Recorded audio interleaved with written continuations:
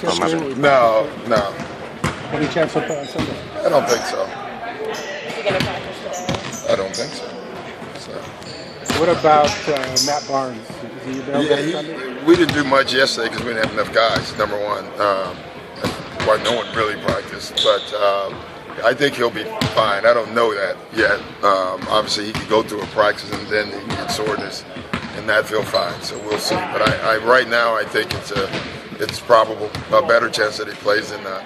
Jamal certainly out. Yeah, he's out. Yeah. He's fine. I just know he's out, so it's not like he's out for a month. But I know he's out tomorrow. The captain lingered him last year. Yeah. Does that give you more pause with it this year? No, it's probably similar. So we're just going to take our time on it. Good to see you back. I thought taking a vacation. So can you tell us about usually Dan and Ben, they ask questions together, and then they miss days together. I'm shocked that you're Golf back clubs will alone. swing themselves. Yeah, wow. So can you talk about the signing of Nate Robinson? Yeah, it's just we need another guy, and to me, he has the most experience. We would rather had a 3 or someone like that probably, but when I look at it, I don't really care about positions sometimes. I'd rather get a guy that's been in the league, can score, and has experience. Is that related at all to Jamal's injury? The fact that Yeah, no doubt. He was available for a while and didn't negotiate for a while, or? No, there's been no negotiations. Okay. He's signing a 10-day. Okay. So, no, it's just, we were playing well, and we had Jamal. When you lose a guy, you need to sign. You don't have to, but I felt we did. You've been pretty cautious with things like chemistry and stuff like that. Is there any worry when you bring in a guy who's kind of scoring first that could disrupt stuff? Or? Well, obviously it's not. I'm bringing him in. I know Nate. I've coached him, so I have a comfort. How does this affect Austin? This has nothing to do with Austin. This is bringing in another guy. This is more that Jamal is out. Do you think he'll be ready to contribute Sunday? I don't know. I mean, he hasn't played. Yeah. He may play or he may not play.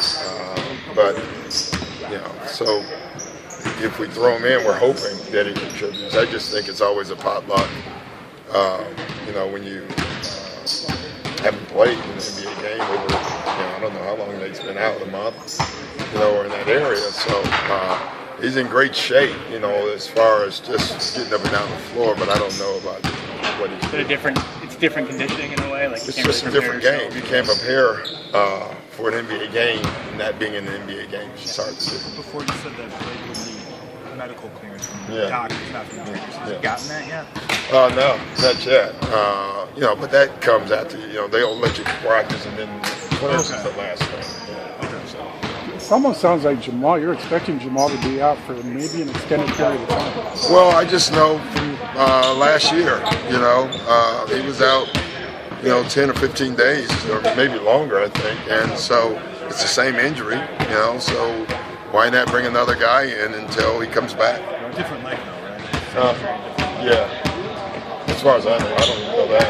It's 50-50 chance you have that right. What do you expect from Nate during the 10 days and overall? What do you expect from Nate during I have no 10 days? idea, honestly. I just, we looked at a lot of different guys. We looked at another 3 that we almost brought in a 2. There's a 4 out there that we could have brought in, and at the end of the day, I just said, well, who's the best player of the group? And they said, Nate. And I said, well, let's sign Nate. And I know Nate, so that's basically what it was. That kind of helps that easy. I mean, at least he's a veteran. Exactly. That's our thinking. If you're going to do it, it could be 10 days, could be 10 days, could be for the year. If you're going to bring a guy in at this point, to me, you bring in a veteran guy that's played the game, and that's why you don't worry about positions, you'll figure it out. All our guards can play multiple positions. We've played JJ and Austin and Jamal together. We can play Nate, Austin, JJ, Chris. We don't care, because we always try to create our own matchup. playing Golden State tomorrow, and when you play Portland on Wednesday night, Damian Lillard didn't make a shot in regulation. Yeah. James Harden, you've done a great job defending him. Now you got Steph Curry and Klay Thompson to worry about. With the shortage of guys on the perimeter, how are you going to handle that? It makes it harder to do some of the things we try to do. You know, we try to, you know, at least affect one of the 2 or 3 key guys every night.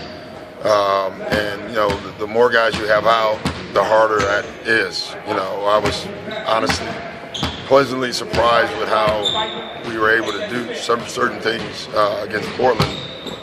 Because honestly, I didn't have a lot of confidence in what we were going to try to do if we could do it without Blake on the floor.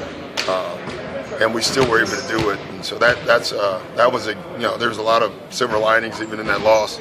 That was one of them. Because that was probably the biggest test of that. And then Sunday, you know, they're great. They're a great offensive team, great defensive team. Thank you, guys. Thanks, Doc. So good to see you again.